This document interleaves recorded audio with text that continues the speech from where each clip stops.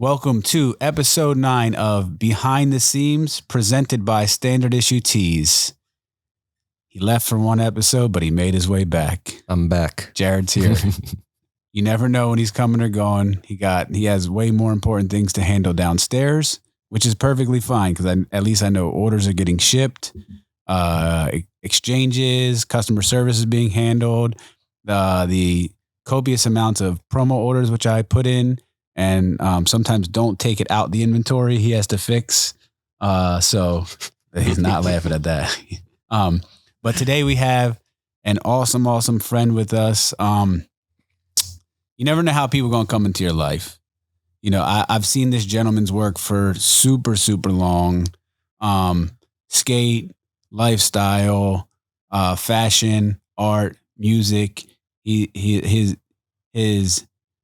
fingerprint and his hands are involved in so many of your favorite visuals. But for me, throughout the course of the pandemic, I didn't really know what to do with myself. I was kind of losing it internally. And my girl was like, go skate. You know, like if there's any one thing that's going to free your mind up is skateboarding. So there's a school down the street from me. I'm skating. And this gentleman reaches out to me. He's like, yo, you want me to come join you? I'll come jump a fence. You know what I'm saying? Just help me with my video or my camera and stuff. But I'll get over there. We can skate, shoot some pictures, shoot the shit. And that is Mr. Stefan Vanasco.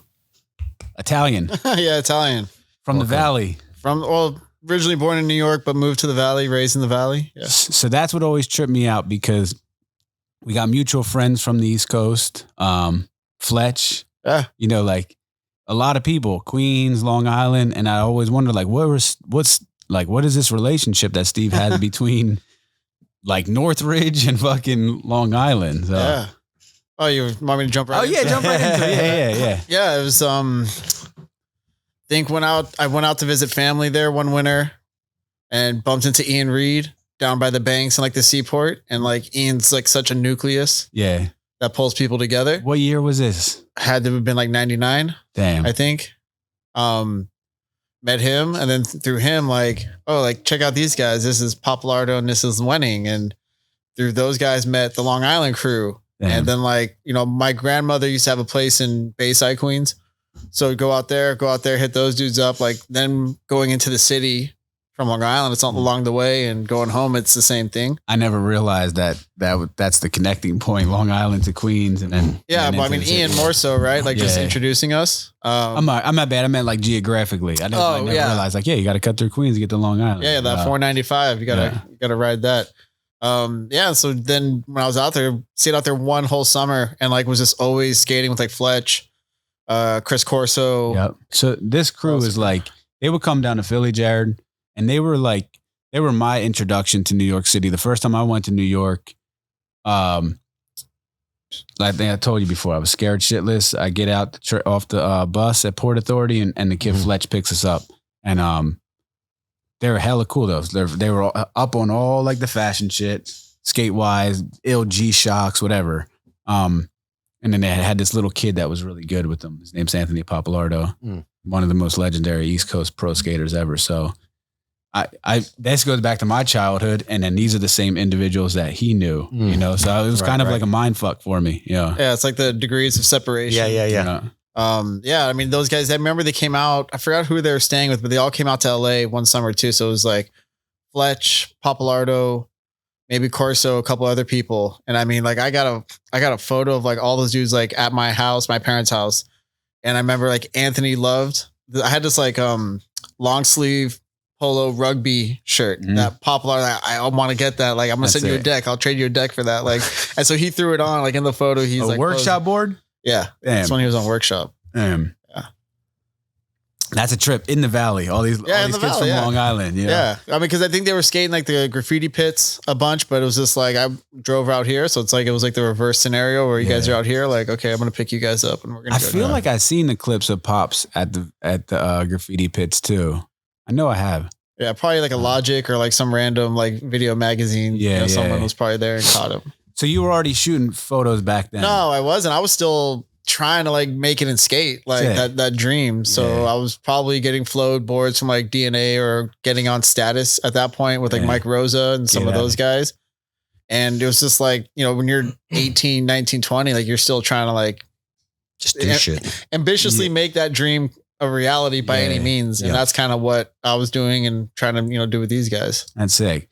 Coming up skating in the Valley, people like Western Korea, Jerron, did you skate with those guys a lot? I was a few years younger than them, but I mean, I would see them out. Like those were like our like legend heroes around the way, right? Like seeing Weston and seeing Jerron, like, and the fact that West skated for the firm and Jerron skated for Girl, and they were as good as they were. They were so good. Yeah, because you know the Valley is a bit removed from Central LA, so a lot of people kind of like dismiss it or pass it off. But I mean, like to see those guys come out and some of their video part skating Valley spots was like very inspiring and motivating. That like, here are these guys doing it. Like there was a, you remember how 411 would have the commercials in it? Yeah. I remember there was a Cools commercial with Weston and James Qua, or maybe Gino, and maybe Gino too. The Gino three Perez, of them. Yeah. And well, did Cool turn into 60/40? Was that the same? No, it was a separate deal. Yeah, that was a separate, from what I remember. Because I mean, that's my area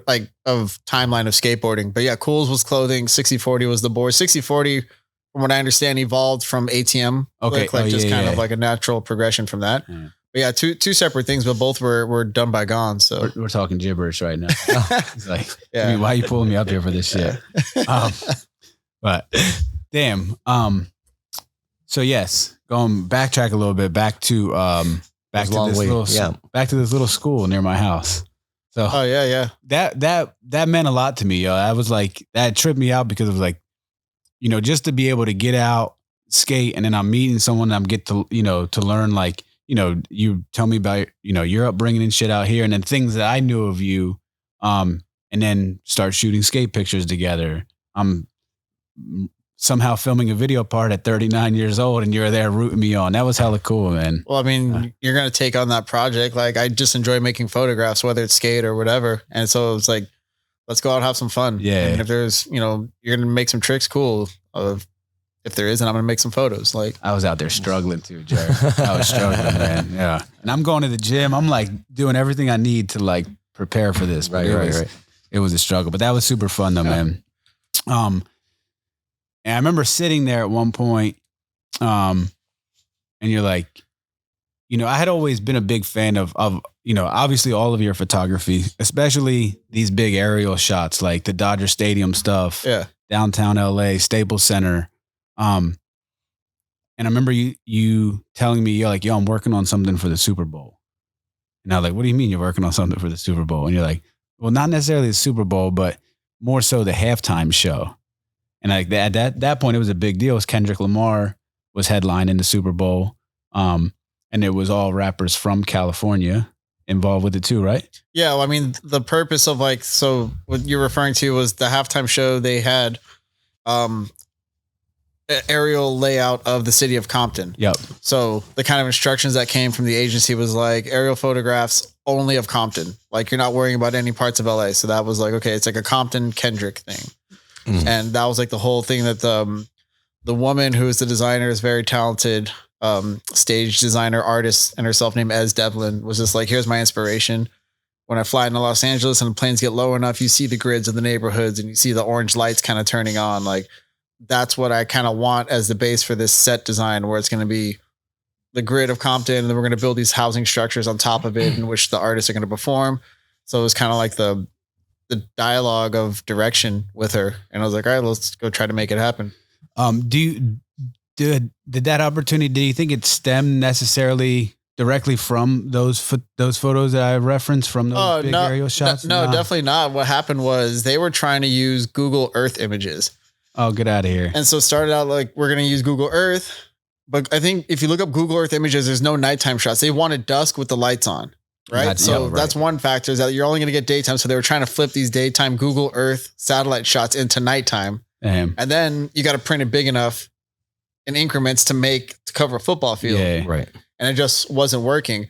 And from what I understand, Ez was at some conference with the mayor of LA at the time. Garcetti, and he knew the pilot that I would fly with, and like he was just on a whim, like, hey, previously, like, yeah, you'd done other shoots with. Yeah, the pilot, yeah. Gotcha. And so yeah, I guess the mayor like hit him up, like, hey, can you pull this off? Because it was so quick. Like the Super Bowl was in February. Mm-hmm. This was November when we got hit with like, hey, like, can you do this and turn this around like in 3 or 4 days? Like, get us the photos in 3 or 4 days. Like, it was super. Get us enough photos that cover Get on the entire. Like Compton is big, yo. It is, and you got to understand. So it wasn't day. So if it's day, there's enough light. You can fly. You can shoot faster shutter. Like you can get the shots way quicker. So when it gets darker, slower shutter, taking your time more. So we thought like we would be able to pull it off in one night, and like we were like sweeping. So we would go between like the 710, and I think it's the 110, and just get a starting point at the northern end, fly, shoot like every few seconds. Cause they're like, they got to stitch it together. And they're like, the more photos we have, the better we're going to be able to make this. Before you guys started going up, what's the longest amount of time you've spent in a helicopter shooting pictures? Like an hour and a half. So this had to be drastically longer than an hour and a half. Yeah. How fucking scary was that? Not scary because the pilot, he knew what he was doing, but it was just kind of like, we're going to try to get this done in one night. And we flew, and it's like literally just slow pace. So the photos are sharper, and we're just flying. It's like shoot, get to the other end, go all the way back, pick a point that's kind of next to it, and just comb in. Oh God. So it's like doing that. By the time we got halfway, he was like, I can't keep flying because he's got to hold it steady. Yeah. And he's got to look. And Compton's very interesting because it's not a straight grid pattern. Like roads kind of go different ways. So if you pick one road, it's not necessarily like a straight line. Like you got to kind of, if it starts going this way, you got to like stay on course. Yeah. So it was very tedious in that regard. So it took 2 nights to shoot it. And then I had to sort through and organize all these images to hand off to their design team to be able to like relay and stitch them together and everything. How many, if you were to say in total, how many pictures do you think put this whole thing together? Oh, I mean, between the 2 nights, like easily, like probably, I would say close to 1,000 or so, maybe more. Oh, damn. Jesus. But then you also have to like explain, like, we're flying this way, I'm shooting south. Like here's like the street, you know, you got to give them some guideline of when they're stitching it together. So when they know, when they're building it out, they can see where it's going. As soon as you guys are landing, are you taking the memory cards and handing them off? Or are you going I would go to my studio in Vernon, and then I would just import them. Cause like the files were too big to just send off. So I'd have to like make JPEGs and say, are these going to work? And that's a lot of work, man. That's insane. Like the post work of me just organizing and labeling and trying to make it as efficient for their design team to like do it was like very tedious, but you know, it was a good little experience and opportunity. Nice. Yeah. Leading up to the Super Bowl, you already had a like a reference sheet of what the scope of the field was going to look like. They sent me like the whole dialogue at the time. You know, you sign like an NDA. Yeah. They send you the mock-up, like here's what it's going to be. And so like when I saw it, I was like, holy, okay, I get it now. I get what they're doing. I feel like the first time you even mentioned it to me, you couldn't really even tell me what the real. Well, it's also I'm a person. I don't like to put like as soon as you get good news, like, hey everybody, I'm doing this. It's because I know the way production works, and it could have been scrapped at the last minute. Like you just don't know. Like once I handed it off, like my job was kind of done, and they were like, okay, thanks. Like that's. But going into the game, your whole family, and I imagine your friends knew about this. Some people did, like Bobby Hundreds and Ben Hundreds. Like they would see me like, what are you doing right now? Like, where are you going? And I mentioned it briefly to them, and they were like, okay. So like, I guess when it came on, Bobby was at the game, and he was like, yo, everybody, like this dude shot the photograph. So he kind of like Bobby blasted it out there. Like, you know, I was up north visiting my daughter, just like hanging out with her and my dog, and like getting like texts and stuff. So I was like, oh, this is pretty cool. Was your daughter psyched on it? She doesn't have a reference, you know.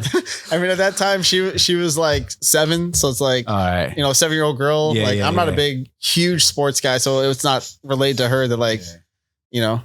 But maybe one day when she gets older. That's cool. Yeah. You know, his daughter can skate really well. Oh, really? Yeah, pretty good. Yeah, it's pretty sick. Yeah, it's fun. Is that how your chopper relationship started? That just started like almost 10 years ago. Just kind of like Instagram was this great eye-opening revelation in photography, and being like, oh, like, yeah, you can and probably should go try to get a helicopter and go fly around. So I found the pilot. It was flying out of Van Nuys. Oh, it's a different pilot from the... Oh, same one. Yeah. His name's Esteban. And so just started flying, and like, I was just kind of hooked and addicted. It's just like fun to like go up over a city. Yeah. Especially when you grew up in and kind of see the whole landscape and be able to get from Malibu to downtown in like 15 minutes is kind of like a trip. And you're just like, wow, like really cool. So then that started whenever I would be traveling, like I'm going to do a photo flight here. So I did flights and photos over Miami, New York, SF, Detroit, Minneapolis, Hawaii. And those you chartered different. Yeah. So it's like, it's a whole network. It's kind of like if you were going to go skating, Jimmy, it's like, hey, like who films out in Florida? Oh, meet up with this dude. He's a filmer out here. Like it's a whole network of pilots and people. So has, I guess specifically flying over LA, being up there, I mean, it's like you, I'm sure you have a good reference of the layout of the city as a whole, having spent your life here. But have there ever been any times where you're flying above and you're like, wow, I never knew this part really looked like this, you know? Like, I mean, everything is from what you see on the ground. It's like so different when have this like ability to move around kind of freely. And you're like, oh, like that's really, you see like this civic layout of a city and like design elements like within it. And like, oh, it's kind of interesting that they built it like that or did it like that. Like, because you see the landscape and you're like, oh, I'm sure like when this was more barren than what it is now, like surveyors go out and they look from a hill like, oh, we're going to build something there and there. And dude, that is really intriguing. I like when I first moved here, I would drive around and just, I'd find myself deep, 100 and something in Vermont. Like I'd be like, cause I'm trying to figure out, if I'm going to live here, I want to know, how, what parts butt up to what parts. And it's like, I could never wrap my head around it, from where the 105 meets the 710 and Artesia. And like, it's like you can spend so much time trying to figure out one portion of the city and still never really know, so I'm curious.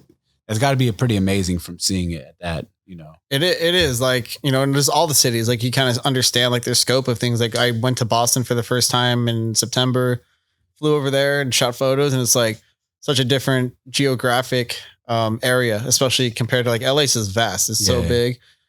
Cities like Boston, San Francisco are so dense and compressed that it's like way smaller. So it's just, it's kind of interesting to see these layouts. Miami, that's where the one infamous hotel decided they wanted to use your picture without permission. Yeah. We had to handle that, make a couple phone calls there. What happened? The Trump Incorporated, whatever his business is, has properties. And there was an aerial photograph I had of like the beachscape that happened to have their thing in there. Condos that they're selling. So they literally were throwing these photos on their company's website. Yeah, they're using it. Yeah, he's using it. Yeah. Yeah. Had to call up a lawyer and get them pulled down. Right. Get something else figured out with them. So got a bag. Just use it. Send a bag. So was skate for you with your photography, was skating the initial or the initial thing, passion or activity that drew you into it? It's obviously as skaters, we work so closely with that photography. I mean, such a skateboarding exposed me to photography when I was, 12 and you start reading Thrasher, and this is 92, 93. So like Transworld, Thrasher, Big Brother. And especially like those like very like pulled in like fisheye photos that people were doing. You kind of like, it was a different energy. Yeah. I was able to see through photography, through the skate stuff. But I mean, I really wanted to try to like, I love skating. So I wanted to like be a skateboarder and hopefully be a sponsored skateboarder. The side thing that I had fun with was videography. So like around 17, I'd always would film with friends, but 17, 18, like Nigel Alexander and I, like we were really kind of intertwined in like filming. Like there was that skate shop in the Valley called 118 board shop. And the first video, like he and I, like just through our compiled footage, like made this video ourselves. Like we did the duplication, all this different stuff, edited ourselves, and like got sold at the skate shop. So it's like we really, pulled together and kind of like did stuff like that. Paul had the last part in the video. Not this one. Paul was. Damn, Paul. I'm trying to think. I'm trying to think of that one because he killed it. He was a baby then, though, huh? Yeah, I mean, he was really young. Like, I'm not trying to think how old, but I mean, he might have had last part, but he was definitely, you could see it. Like, dude, this kid's fucking so good. But I mean, it was like footage I had of like Weston and Jerron, and it's like. So it was politics why he didn't have the last part? No, definitely not. I'm trying to think who. I'm just kidding. No, I'm trying to think who might have had it. I can't think off the top of my head, but he might have had second to last part or last part for sure. Paul was getting boards from DNA at one point, right? Yeah, he did. This was probably right before that, I think. Gotcha. Yeah. Or maybe right before it or right during that time. Yeah. Anthony Papalardo told me that at one point, Paul's tape from DNA had made its way over to Workshop. Oh, wow. Yeah, I thought that was pretty interesting. Yeah. Yeah. Because I remember I was on Status and then DNA wanted to find some younger kids. And so I passed along Paul's tape from Nigel and to say, here, like, check out this kid. He was already amazing. Yeah. I mean, like at that point, it was like, yeah, I think Maxwell and some of those dudes down there saw it and they're like, yeah, we got to get this kid on. And so it was him. And there's another kid from San Diego, Richie Belton. Oh, yeah. Yeah. So those two were like the young guys on DNA at that point. And like from there, like Paul just like, skyrocketed even more. Gotcha. Yeah. Damn. Paul, man. Yeah. He's the best. So at that point, are you going back and forth between videography and photography? I wasn't even doing photos yet. Like I had, I had little like point and shoots with your friends, but like I'm focused on I'm having fun skating. I want to try to get tricks. And if I'm not doing that, then I want to film.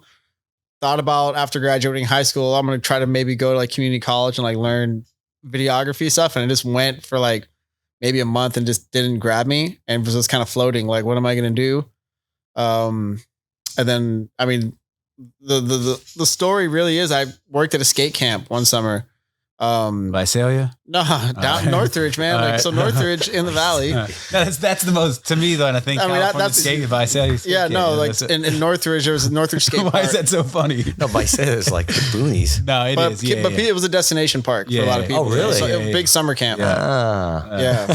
They'd be launching off ramps into the lake and stuff. Yeah. That's where I used to go flying RC.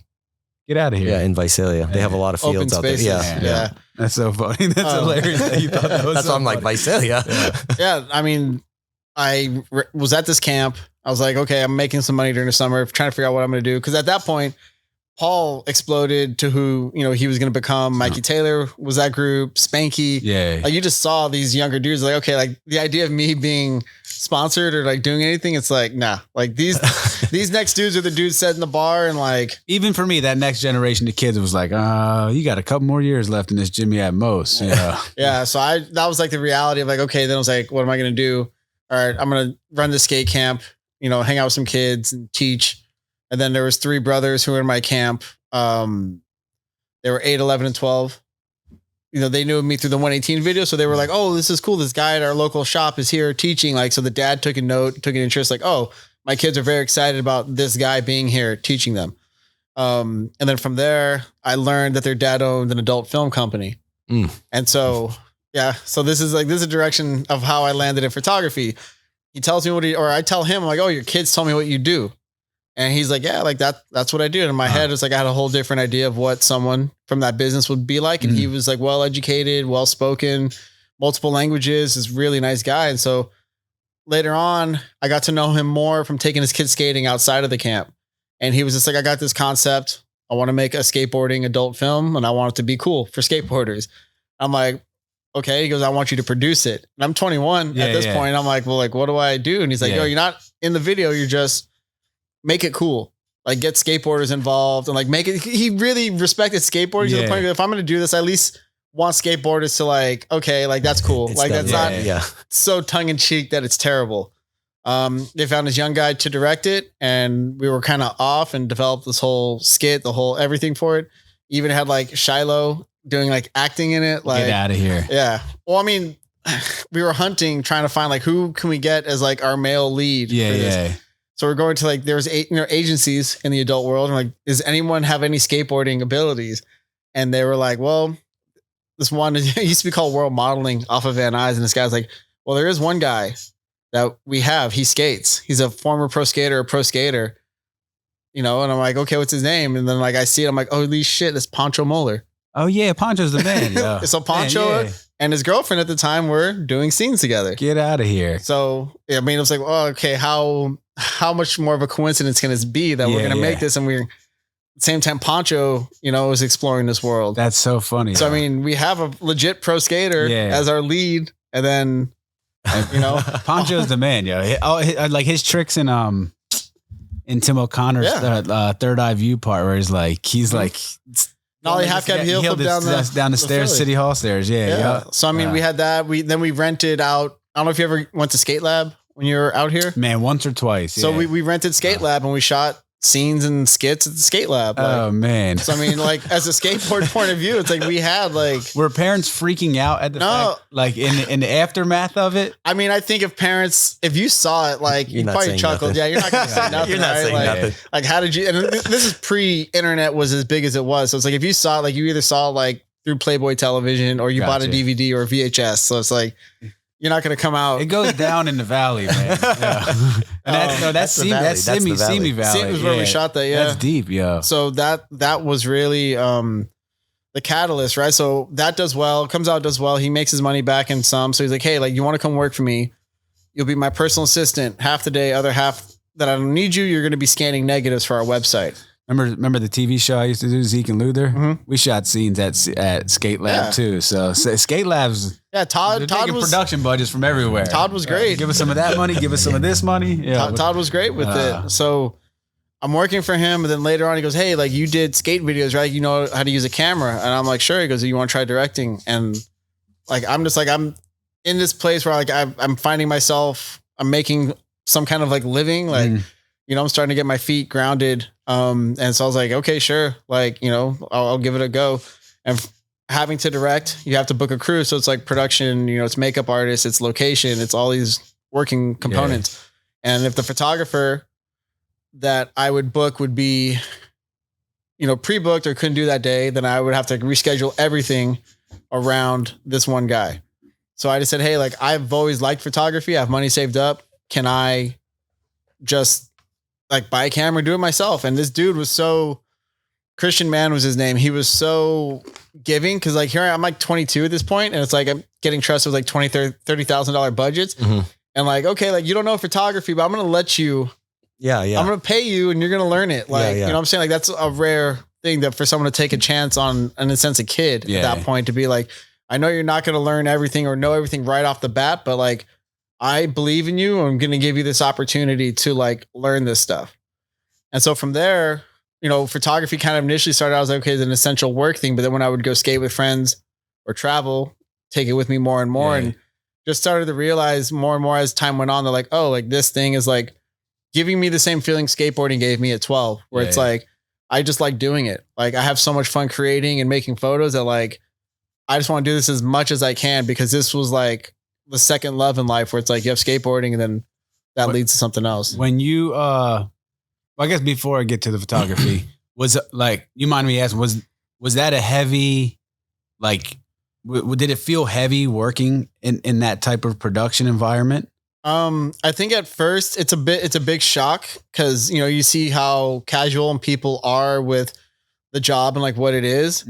But as time goes on, it's almost like the reference would be like, it's like going to a doctor's office, right? Like you go to get like checked up, like you're nervous, like getting undressed for your doctor. But your doctor's like, dude, like I just do this all the fucking time. Yeah. So that's the way a lot of people would reference the adult world. It's like, dude, it's like a doctor's at this point. If you've been in it long enough, like you kind of see the job. Yeah. You see it for what it is, you know? So, I mean, everybody has bills to pay. Yeah. You know, so I mean, I met some like 100%, like I've met some really great people, like even Asa Akira to this day is like one of my, you know, coolest friends that like we talk. And I definitely don't see myself being where I'm at had I not had to go that pathway through that, you know, because obviously like for photography, you talk to a lot of people and there's a lot of interesting stories. Some of it's like, oh, my grandfather gave me a camera, or I went to art school and I got this degree and I did that. Like for me, it's like, I was just in this raw environment for the most part, and like learning photographing that. And then, but having the notion of like, well, I want to photograph other things. I'm not just going to like bank it all on this one arena.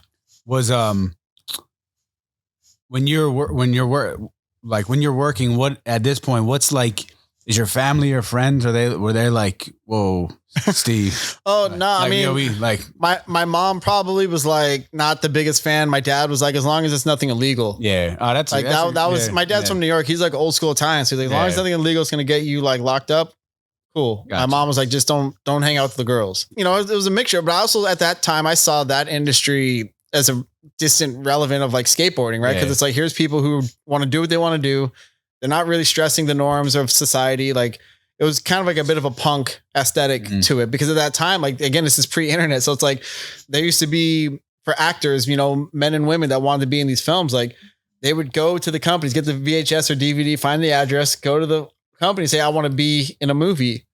And then they would have them like fill out, check their IDs, do all that stuff. Sponsor me tapes. But in person. So it's like, you know, like it was a trip because there was a whole binder that was like Polaroids of people, because they come in and so we'll take off your clothes, we're gonna take a picture of you, so we have a reference of this is what this guy looks like, this is what this girl looks like for any future casting ideas. Gotcha. So when you see a binder this thick of like people who just like they're physically making that point to go to that company, like I want to do this, you know. So that's a different time and it's a different world. So I just saw it as like it was rebellious, it was punk rock, it was like a lot of that kind of in it. So that's why at that age of being in your 20s, that's exactly like a mentality you most likely identify with. Gotcha. So through that lens, it helps you pick up a camera. Yeah. You know, be like, you know, we come from an era of skateboard magazines were so important and so relevant. And with that is the process of photography is shooting the actual picture, not even knowing, you know, you're setting up flashes. You don't have a screen to double check the picture. You don't even know half the time if you even got the right photo, getting the film developed, submitting it to the mags. Like at the course that the juncture that you jumped into photography, was film already still an important part of the picture, or was it already shifting into like the digital? Yeah, so this is like 2002, 2003. Film was still relevant. It was still required. Digital was just making its way onto the market. But within that year or two, like I transitioned primarily to digital for that work.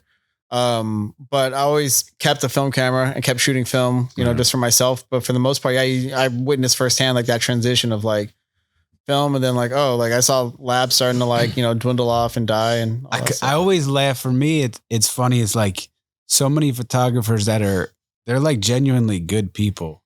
You know, skateboarders are very harsh and critical with, especially with the media members for the most part. You know, and you shoot a good picture with somebody and you don't get the photo, and then you do that a couple of times. It's like you create this I wouldn't say disdain within the skate community, but like, you know, cats will definitely start to like, you know, they'll mock you and make fun of you and shit. So it's like, you know, I was like, damn, man, these photographers got it bad, man. You know, like there were some guys that like, you know, you knew they never were going to miss, but then there's other guys that maybe, you know, they got to make up with their work ethic and stuff, or, you know, so it was always pretty interesting. I'm like, yeah, I'd never want to be under the gun of being like, I missed your tray flip down the especially at that era, right? Where it's like photos were like more prominent than videos. Like, cause again, like you get a good photo and your sticker gets seen or your shirt's seen. Oh, I'm going to get some photo incentive. I'm going to get like, so that was like, I guess it's a mixture, right? Like one, it's like, I'm doing this trick. Like, please get it the first time so I don't have to keep doing it, depending on the skill of someone. But then it's also like, oh, like you're kind of messing with my money if I don't get like, you know, my photo incentive, I don't get this. So it was a lot of like, we would have photographer wars. Like I remember Slap, it was either Thrasher or Slap. We had a gentleman that was already like covering those two mags at the time. And within the same month, they told him like, oh, we're going to switch to a different person. And a new guy moves into town. So like you're, you know, these small skate scene, they're tight. You know, everybody knows each other. So this guy's like, all right, I don't got the job anymore. His replacement shows up. So they'd be like still at the same skate spots, like jockeying for positions and stuff, you know. That was always pretty funny to me. Or like, I remember I only got to shoot with Blayback one time in my whole life. Yeah. And it was like something that I like was so special and important to me. And he lost. They're probably the only sequence Blayback's probably ever lost. And then close to 20 years later, he found it. You know, it's like, that was like with film, it was like, right. It's kind of a dice roll, man, you know? So in terms of quality, which do you prefer, if you don't mind me asking?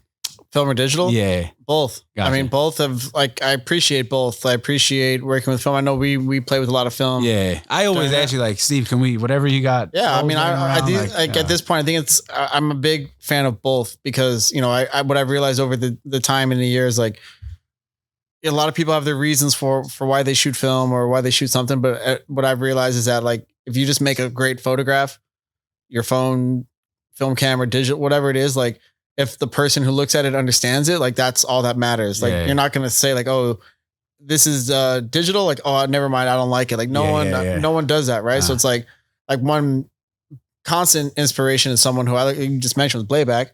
And like Blayback's digital photos and his film photos, like they carry the same emotion. They carry the same attention that like you get pulled into it. Yeah. So it's like, dude, like it really it's one's preference. Yeah. So that, I don't think one's better than the other.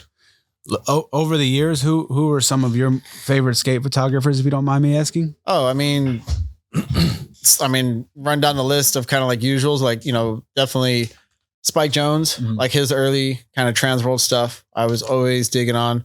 Obviously Blayback. I mean, there's so many. Lance Dawes made a lot of great photographs. Yeah, Lance is awesome. Dude, I mean, Atiba's made some great photographs. I mean, Xander. Xander's the man. Yeah. I like a lot of Xander's photography. I mean, Daniel Harold Sturt was probably one of like the ones that like, holy shit, like some of his photographs like really struck me as like this gentleman, the gentleman that he's saying, I guess, I've only recently learned of the urban legend that is Daniel Howard Sturt. And like, you don't really know where he was or was existing when he wasn't shooting. And then when you were shooting, he could be, hanging in a tree or on a building or like, And it was also like, from what I understand, like just his approach, like lenses and like film, like certain things that he would do. It wasn't just like a standard kind of thing. Yep. So, I mean, I always liked his photos, but I mean, we'll see. I think the beauty of like Instagram, especially for skateboarders now, is like all these photographers are able to like pull out these archives and share. Like Jake Rosenberg, while he was prominently, a videographer, like he's finding all these amazing old still photographs that he made. And it's just really beautiful to see those come to life. Retta's got so many stuff. I like the stuff that Retta's sharing a lot. And Retta's digging into his thing. I mean, there's. You ever see Sam? Speaking of the East Coast photographers, Sammy Glucksman. Yeah, Sammy did you? Yeah, Sammy's like Sammy. Sammy has shot our stuff. Yep. Sammy was shooting legends, Jared, when he was little, and like little, like 13, 14, 15, chasing around these older guys who are pioneers of the skate community, especially in New York specifically. Missing photos, and Sammy's like, I was a kid, man. I was just learning it on the fly. But Sammy has like, yo, Jimmy, I sent you like a print, and it's like, it'll be like an amazing photo Huff eyeing over some kids. Like Sammy has all of these photos in the stash that are like, and another one is like I think that's a Tobin shot you have of Huff. Yeah. That one's so good, man. There's so many great photographers from that time frame, from that era. But like those that I mentioned are kind of like the ones that are really ingrained. You ever see Gunner? Gunner, the name sounds familiar. I believe his last name's Elsmer. He's a guy that I recently discovered. He had done some stuff for the Howard Hunter Foundation. Really epic photo of Harold when he was skating Washington Square Park. Ari is in the background. But Gunner has like crazy old like East Coast snowboard photos, like some really rad shit. But who's your favorite skate photographer? Steven Vanasco. That's it. Yeah. So I mean, I don't know if I wouldn't consider myself a skate photographer. I photograph skateboarding, but that's what I mean. Your work has touched so many different worlds. So going back, you just said it. As soon as you said Steven Vanasco, I thought Van Styles. Right. So Van Styles. How did that moniker establish itself? If you don't mind me asking. At 22, Christian Manning, again, like the mentor lead was like, all right, you're going to start directing. You need a name. Oh, no way. Yeah. And so I'm like, okay. That's ill. I was like, well, Vanasco, Van. So that came from there. And then like, I'm so down for the Valley. There was a hip hop group from the Valley called Styles and Beyond. They had songs in 4 and 1. Yeah, hell yeah. So I was like, Van Styles, like I ran it by him. He goes, that works. That's cool. And then it's like, I like that. So I think the first skate trick I ever had in a video was a 4-on-1 montage with Styles and Beyond. Yeah, issue 36 opening montage if you want to check it out. So I spent time in the adult world, started getting towards the end of my 20s, and was just like, that time the recession's hitting. So the thing that I realized was like, when I'm 23, like I think I signed like a 23, 24, I signed a contract with like Hustler. So like I was like a contract director for them. and going down to the LFP building off Wilshire and like So you're on salary with them. all royalties from the movies, like all, you know. Oh, that's so you're eating. At 24, yeah. I was doing pretty good. Recession hits, that mixed with like online free adult material. Like no one's going to buy DVDs or that kind of stuff. So it's like, all right. So in the time of making good money, I was like, oh, I could do this forever. Like, this is great. I'm making this much money. And I think that's the way a lot of people think. For sure. But then once, oh, we're cutting budgets or we can't do royalties on the next contract. Like, you know, things started getting skimmed. It's like, all right. So as time went on, I just found myself like, okay, without the money, do I still want to be doing this? Like when I'm in my 40s or in my 50s? And I was just like, I don't see that. You know, I'm not going to be a company owner. I'm not going to own like an adult production company. I didn't feel that, but photography was just like, but this thing, you know? So I kind of learned that like, you know, you really got to take money out of the factor and figure out like what you want to do to kind of be happy. So I was just like, I think I'm done. I was working for an big internet studio in Culver City. They got bought, got changed. They wound up firing myself and like a bunch of people from it. I was like, okay, well, if there's any time for me to explore photography where it can take me, like this is it. Gotcha. So I'm just going to go with it. But like, it was crazy. Like within that first month, like Tyrone and Albie and those dudes from LRG were like, hey, like we're going to do this photo campaign with the Cool Kids rap group and the Workaholics from the TV show. And, you know, at first it was like, can you help us like find some like models or find this and that? Then they're like, wait a minute, why you should just shoot it for us, which was like crazy. So I was like, yeah, like I'm down. Was that your first like fashion shoot? I mean, that was my first, like, I guess kind of big project where it was like, these are going to be ads for Fader. They're going to be like in double XL. We're hiring outside people, you know, to do all these different things. So we're going to have the cast come in and it was a big production of sorts. Yeah. So it was like kind of like a mix of lookbook, ads for magazines, like all this different stuff. But it was like exciting because it was like the first through LRG Skate. Yeah. Gotcha. That's sick. Yeah. Tyrone shouts to Tyrone Romero. He did such an incredible job with the LRG Skate program. You know, and you know, it's just, I don't know if he fully gets all his flowers or his credit for what he really made with that program. I think behind the scenes he does. I don't know, you know, but yeah, he's so special, man. He was rad. But I mean, I would say probably the first people that really gave me a project, like we like your photography to do something, would be Josh Preebs and DC of Skate Mafia. Oh, damn. They're like, you want to do a board with us? And it was like an official like Van Styles Skate Mafia board with a photograph of Asakura that I made. And they were like the first ones to like, here's this. And I did a couple of those boards for them after. Gotcha. So it was like from there, then from them to LRG.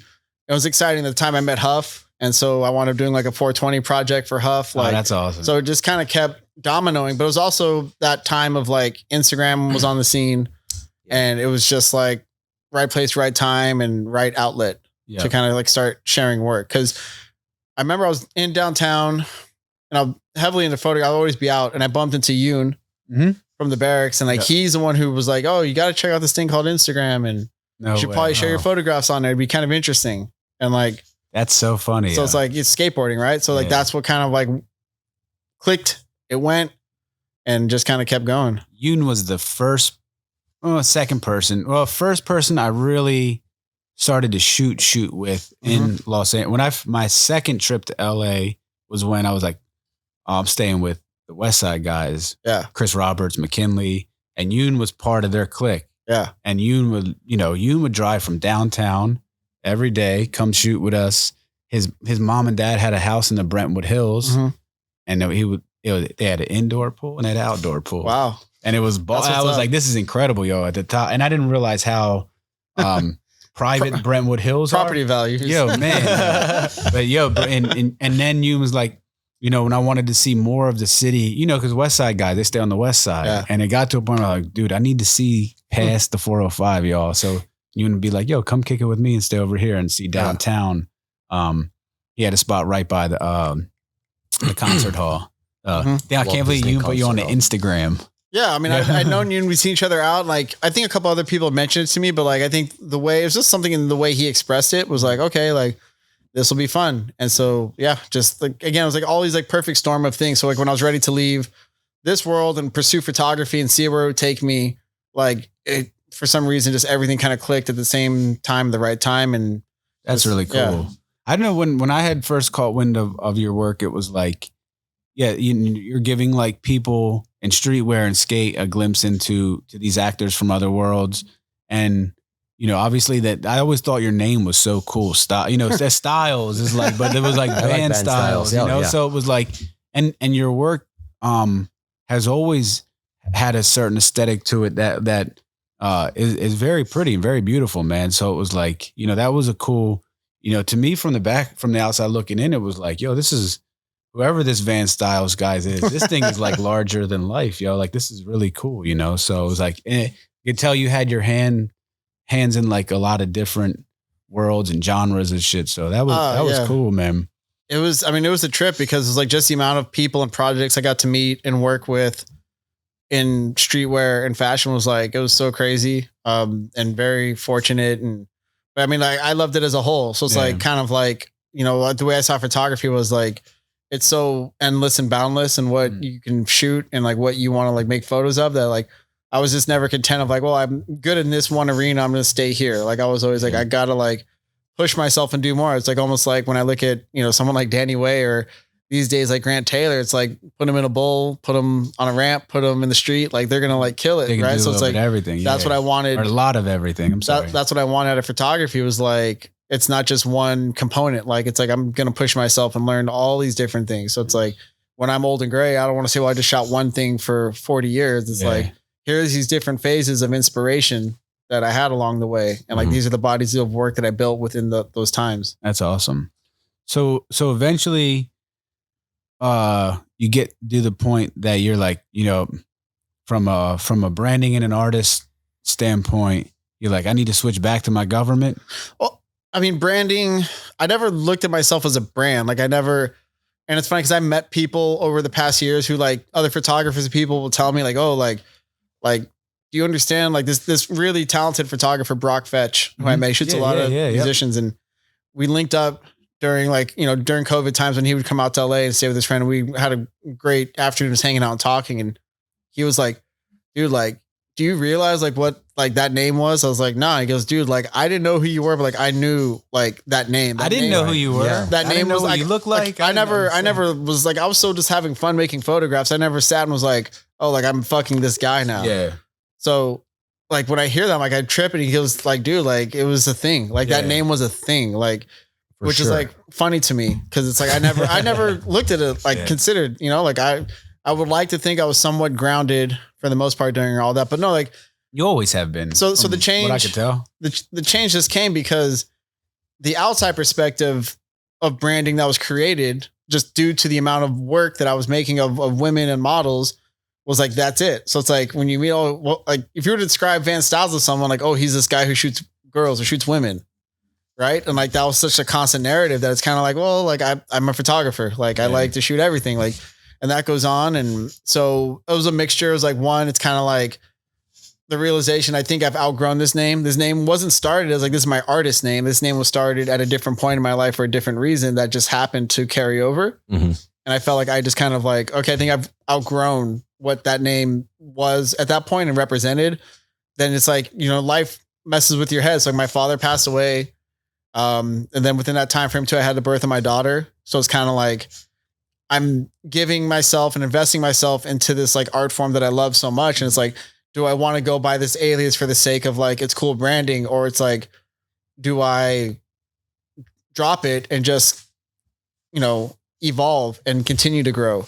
Well, I think that's a testament to who you are as a person. Cause I feel like just within the window of time I've known you, I've seen constant evolvement and constant, I don't even say change. I'd say progression, man. Cause I feel like everyone can see you've continued to get better and better and better and provide a wider scope. But that's a gnarly move, yo. Like not a lot of people, I would say a very small percentage of people would be comfortable with. Oh, I mean, such a change. I dabbled with it for like a year in my head. Like, okay, like, what does it mean? What does it do? How are people going to react? And my whole thing was like, I don't want to build a box that I can't get out of. Gotcha. Yeah. And, so if I'm only doing this because like, oh, like I really don't resonate personally with that name anymore. Yeah.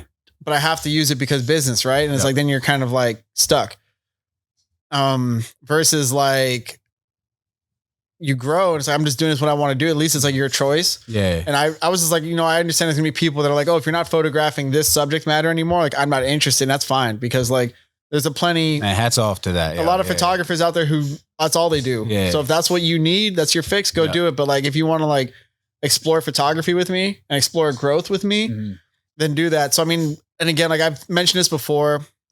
I've been fortunate to have a pretty good relationship with Leica camera for like the past 10 years. This woman who is really amazing and has helped nurtured and helped like push growth within my photography and everything. His name is Kiran Kanani.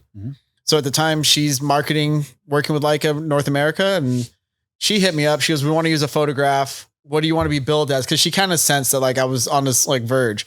And I asked her, I'm like, well, you work for this global brand. Like, what would you think? And she's How like, did you want to outwardly be credited for the photo? You mean? yeah. Like, what name do you want? You want Van Styles? You want your name? Like she asked me, how do you want to be credited?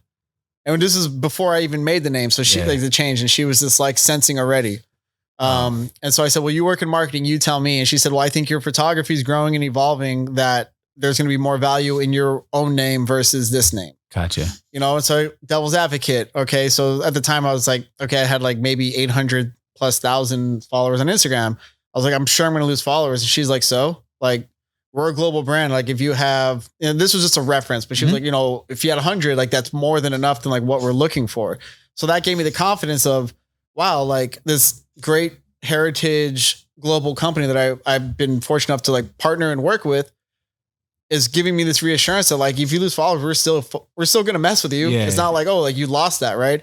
So it was the own self-reflection of like, what do I want out of this? Like, like I know the follower count and all that stuff, like it's so heavy, but I realized too, that it's about, core audience over like a massive quantity of audience. Right. So if you have 2,000, 1,500, 100 people that genuinely mess with what you do, that's amazing foundation where it's like, you could explore and do different stuff. Because I will say this, at that time, social media, it's like, it was so new and it was such angst of like, how do I keep this thing going? That we all put myself, other photographers, other creatives, you put pressure on yourself to like, I have to keep doing this. And it's like, I got into photography to have fun and explore stuff. I didn't get into it to like get one thing that I was good at and do that same thing over and over and over and over and over. Like, then I lose interest. Then it's like a job. Now it's like, it's not even fun to me. Yeah. So it was that crossroad of like, I could stay here and do this and be this person for however long, but then I don't know, like who knows if people would have been bored, like, oh, it's the same thing again from this guy,? And so, I mean, I've been fortunate too, to have creative friends, like artists, Evidence, just different people who I see doing stuff. And like, I think in the narrative of skateboarding, like when I look back, that's kind of interesting now when people look at that part, right? When you look at, let's use the name Populardo again, that transition from tech hip hop Populardo to Mosaic. Oh yeah. To Lakai, like, because he's going to do what he wants to do. And I think, again, you look at skateboarding, it's like no one necessarily skates the exact same way they did or dress the same way they did. Dill's a prime example. Yeah, Dill, Gons, like there's so many great people that are perfect examples of like, I don't feel like I'm this person anymore. Like when we're 20 and we're 30 and we're 40, we're all going to grow into different people. So I don't think anyone should ever feel compelled to like, I have to remain this one way forever, especially in art form or, design or fashion. You guys together with what you're doing, I'm saying you guys might evolve and it's like, oh, we like this aesthetic or this style, or this is what we're going to do. Like, we're going to try these pants. We're going to try this jacket. Like if it was just like, hey man, all we want is just tees and nothing else from you. It's like, it's not as exciting anymore. Yeah. Sure. That's what, when, just to even, touch on the brand, just like this past year, like we made it a point, just doing different stuff. It's like a slimmer thermal rather than a thick thermal. Shorts that were like, nylon athletic shorts rather than our traditional sweat shorts. It was like, and to see the reception from that was very cool. Yeah. It's like, it's about trying, it's about exploring. Cause I mean, it's almost like, what I felt with myself at that point, with the way I was photographing with people, like I've proven to myself that I can do this. Yeah. Right. So it's almost like Jimmy, you very heel flip down a 6 stair. Now just do that every day. And like, dude, I know I can do this now. Like I want to do something totally different. I don't want to do this same thing. So that's what hit me was just like, for the sake, it's fun too to think of like one day my photos really mean something, that the last name attached to my daughter's last name, like whether it's nostalgic or it's just like personal sense of legacy. Like, what does that mean? That's really cool. And then also like my father too. And it's just like, I'm investing like, again, my love and myself into this thing. It's who I am, so I want that to be recognized with what do you remember the official day you switched your handles? I think it was like December of 2017. Did you have a check already? The check was like with Instagram, it already stays. Oh, so it you stays. can change your name. Yeah. Oh, okay. I always thought when you switched your name, only on Twitter. Okay, it gotcha. did that at the time. Right. Yeah. Gotcha. So no more Twitter. No. Yeah. I mean, I still had the check because I knew people at that time at Twitter that were able to like, yeah. So, I mean, but yeah, it was just that, but it was once I changed that name, it was weird. Like this weight lifted. And it's like, cool. Like I can literally kind of do post whatever I want. Man. There's no nothing. And like, this is it. Like it's an open-ended kind of thing. But I mean, I talked to different people. Like, what do you think? What do you think? And everyone was very good about like, just like follow what feels good to you, you know? Because I think if it's someone's telling you like, no, you got to do this for the money, that's not the best advice or opinion because, that's not never it's a great factor, but it's not the most important factor, I think. It's interesting what those ramifications of what we think decisions made on social media do to us as people. Like I always, like I'll have friends be like, Jimmy, you post so much. And I'm like, cause I look at it like Tumblr, I don't look at it like, I'm not going to conserve 10 pictures to do a photo dump, or like, I'm not looking at the whole thing. And like, what's the aesthetic of how if somebody opens my profile on the application or phone, how does it look like? If I got a thought and this is a tool to share it on, I'm gonna share it. If we make a lookbook and there's 30 good photos from that shoot, why am I gonna, I want to share all 30 of them, like you don't have to, people might not see all 30, but to me, it's like, there's a certain something for me internally that feels good. Just being able to put it out there and get it up on there. So I think it's got to be looked at as a tool, and everyone's has different use of the tool. I think photographers, myself, other people is like, oh, it's gotta be so curated. It's gotta be so this and that. But for where I'm at, it's like, if they were to ask me like, what's Instagram to you as a photographer, I say, well, it's stuff that I'm working on now. So, I mean, like I'm kind of past that phase of like, oh, special, perfectly curated. Sometimes I'll post a photo that I might not like in a year, but right now I'm having fun in the process, and this is what I'm going to share. That's really cool. And some people want to do that. And I think it's just a matter of like what makes sense to you. Cause in the reality, like as much as we want to treat it like this thing, like a phone screen is not really like, you know what I'm saying? Like to see your clothes hanging on a rack compared to a screen, it's not the same translation. Photographs, like when I make prints and people buy the prints, like that's how you got to look at it. With skating, obviously everything from a lot of stuff for me goes back to skating. That's the one thing that the current generation of skaters, to me, like it sucks that they don't have, we had Trans World with Thrasher, Big Brother, Slap, Skateboarder, Skateboard Mag. Like to me, there was something so special and valuable about having that magazine that you knew went through all of these things. Like there was 50 different steps, and the probability and the percentages of you ending up in that mag, was like, the odds were so low, like, so to have that physical thing for you to look at, where it's like, now just to have the picture on your phone, I'm like, as kids, there's a part of the magic that they're missing, but because of technology, they don't get to have, so experience. Well, I think that's what's great about like what Jamie Owens is doing with Closer, and like some of the mags that are still around. And I think, I think for some people, younger generation, they're like, whether it's like, oh, I want my music on vinyl, I want to shoot, film photography, I want to play with Super 8, I want to, like, they're kind of getting back to that. And I think it's long term, right? So if I were to say like, show me in 20 years, right? If you got a photo in a magazine and it's like, oh, do you remember that photo you had? Oh yeah, right here. It's in this here it is. Okay. If you're going to say, okay, on your phone, find that for me. Like, unless you bookmarked it or like hearted it, right? Yeah. Because even all of us, you're like, hey, like, show me that photo you made last week. You're going to like, hold on. Like, you're scrolling, right? Yeah. So, I mean, digital's good for what it is, but then it has like, it's so easily, we can accumulate so much with it that it's like stuff gets lost. It does. So I think some people are probably, as time keeps going on, are recognizing the importance of like a physical format, an analog format. I mean, you have these great skate photos and stuff hanging up, right? It's like, maybe you have it on your phone, but it's like, hey, Jimmy, you have a picture of Huff doing that lip slide, right? Oh yeah, come upstairs. It's right here. It's like, I mean, that Tobin photo is like, and that video came out that's Europe 95. I remember the video. And then, obviously, when Keith passed, like Tobin sharing them pictures was so cool. And then to find out he was offering was like, and then the sweetest thing in the world was like, he was selling them for like $100 or something, maybe cheaper than that. Yeah. Depending on the size, like super affordable for anyone who wanted. This is incredible. Yeah. And he's like, oh, Jimmy, you want a bigger size one? Like, I'm offering this size, but I know how much that picture means to you. Like, but all of those pictures, man, the Blayback one, that's like, even fucking Hav from kids on the board, so. For sure. So I think, I mean, that there's going to be an analog or a physical importance for sure for everything. But going back to your thing, that was like the process of like the name change and just kind of like, all right, like I have this like new start, like let me move forward and like let me see where this path takes me now. Was that, because it's been pretty well documented now, you and your partnership with Leica, was that initially where that relationship started to build from? The relationship started in 2013. And that far back. Yeah. This, at the end of 2013, Ashley, who used to work for the Hundreds. Yeah. So he hits me up and he's like, you shoot with Leica, right? And I was like, yeah, like I just, bought my first, camera or so from them. And he was like, oh, like you got to meet this guy, David, if you're going to be in Art Basel that December, which I was, you got to come meet him.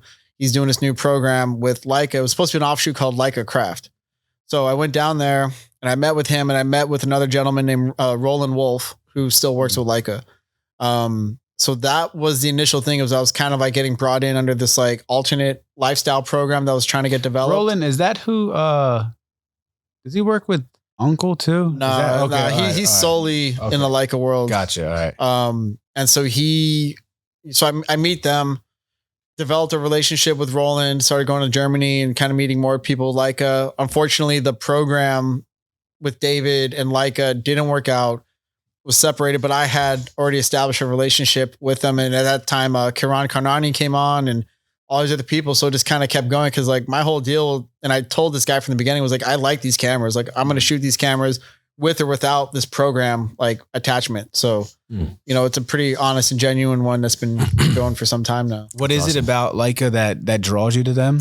I think just the use of them. Like I was shooting like automatic focus DSLRs for digital, which is great. And then you kind of like, you always in the world of like, you would hear this mystique of like this company from Germany and they're expensive, but the quality. And so I bought an M6 at first and I had a lot of fun with the focusing system. It's it's all manual. So it's like, you are part of what you're making a photograph of. And then you just happen to have a digital version of that same style of camera. So I was like, cool. Like I could work digitally, but I still get the sense of if I misfocus, it's me. It's not the computer or the software. It's like, it was just more exciting. It was just fun. And the cameras are way smaller. So you could run around with like a small camera body, making photographs. And I just felt over the years, it pushed me and pulled me to become a better photographer. I think had I just been relying on autofocus and doing that kind of stuff. So yeah, it's just, but then you learn the heritage, you learn it, been around for 100 years, 100 plus years at this point, but like handmade, like the design factors. It's not just like they're still based in Germany too. Yeah. Gotcha. Yeah. So Wetzlar, that's where they've been. But it's like, you see like the history, you see their design elements, you've seen like projects that they've done. But I remember going into their headquarters, like when it first opened up, this revamped one had a whole wall and they called it 100 years of Leica. And you saw every iconic photograph like hanging in there, like, holy shit. Like, oh, that was shot by Leica. Exactly. So it's like walking into Girl and you're like, okay, Javante, Carol, like you see the names, like, yeah, I want to be like a part of that. Right. So when you walk into their headquarters and you see these photos, it's like, that's never am I going to make photos like as like crazy as these ones, but like, I want to be a part of this. Like, this is rad what they've done for photography over the years. So yeah, I just like their aesthetic. I like their, what they do for photography, Nice. What is so I mean, obviously you guys have done some awesome programs together. Is there any one particular project with Leica that really stands out to you that you've worked with them on? I mean, I've worked with them on as far as like campaign launches, product launches. I did an aerial workshop for them, aerial photography workshop for them at their Vegas store. And I think it was 2017, which was really fun. And then I'm actually getting ready to do one with them in Boston next month. So, I mean, it's just what you see what they do for the photographic community, being inclusive, pulling people in, supporting women photographers. Like they're very conscious of what they're doing. And then I think another thing that they just do, not that I'm a part of it, but they have global stores everywhere, but especially in the US, they have, like 6 or 7 stores. And I look at it as like a skate shop. Cause like if you're in Miami, you can go to the Leica store, and it's kind of like walking into a skate shop and like probably, I guess the equivalent would be Supreme these days. You walk into Supreme, what you're going to get. But it's also great because they do have photo books. They do have photo art hanging on there. So it's like, you could go to these different places and see new art, learn about new photographers, books, like all this different stuff. It's a great community building aspect of what they do because I don't see any other camera company like offering this to the community. Sick. Yeah. What's your favorite photo you've ever shot with a Leica off the top of your head? I mean, it's a bit of, there's like there's 3 that I'll probably say are like tied. Like, so one personal one to me I have is the day my daughter was born. It's this photo of my mom holding her and she's got her hand on top. So it's like, you see the age and, the oldness of my mom's hand with like my daughter just being born, like that one. Damn. There's a photo I have called Figures where it's these couple embracing on the Long Island Railroad train. It's like the silhouette of them that I shot from across the platform. And I probably would say just for the sake of LA, one night during a Dodger night, there was a game, flew up to 3,000 feet in the air and shot this like lights on stadium game with cars and you have the city in the backdrop. So like just to kind of like compress and, capture the city of Los Angeles. Like that was great. That's cool. That's sick. Yeah. It's interesting that you said the photo about your mom holding your daughter. When I had my daughter, I had bought a Sony, I think like a G5 or G4. Possibly. I'm not familiar with their line, but I remember it was a pretty expensive camera at the time. I had bought it for like, I think $750 off. I bought it used. I didn't know anything about photography. Like in terms, I know about it, but in terms of what, he's like, that's consumer products. Yeah. He's like, Jimmy, trust like me, Sony camera. Don't talk to me about Canon? Sony. I shot with all that. I just wasn't that familiar with them at that point. I'm going to look it up. Right now. But either way, it was a really good camera. And you like leading up to Amelia's birth, I had shot about 3 or 4 months of photos on it. And then when she was born, probably about 4 or 5 months out. So my lady has to go to New York for some work. And we're in a cab on our way to Viacom. And we get into Viacom and I'm like, where's the camera at? Oh man. And I'm like, you have to be fucking kidding. I'm freaking out because I'm like, I've not taken the memory card out and uploaded all these photos. Yeah, man. And I was like, there's no way, yo. I could not believe it. My literally like your gut was crazy. So I'm like, my mother-in-law had the receipt from the cab company. And I'm like, get the fuck out of here. I didn't think to grab it. She did. So I call them. And it's like, what are the odds of a dispatcher actually finding the driver and then between the driver and the next passenger, them not getting it? I'm like, yo, we're in New York City, yo. Like, this is probably like a scene for like a movie or something. Right, there's no way. Lo and behold, I get through to somebody that was an actual human that actually had human feelings and cared. And he got a hold of the driver. When an hour goes by, the driver comes back around. My man said, I found the camera. I looked at the pictures and I immediately went to the mosque and prayed for you that I would reconnect with you to get you back these pictures. I couldn't make this up. That's beautiful. Yo, I had $100 in my pocket.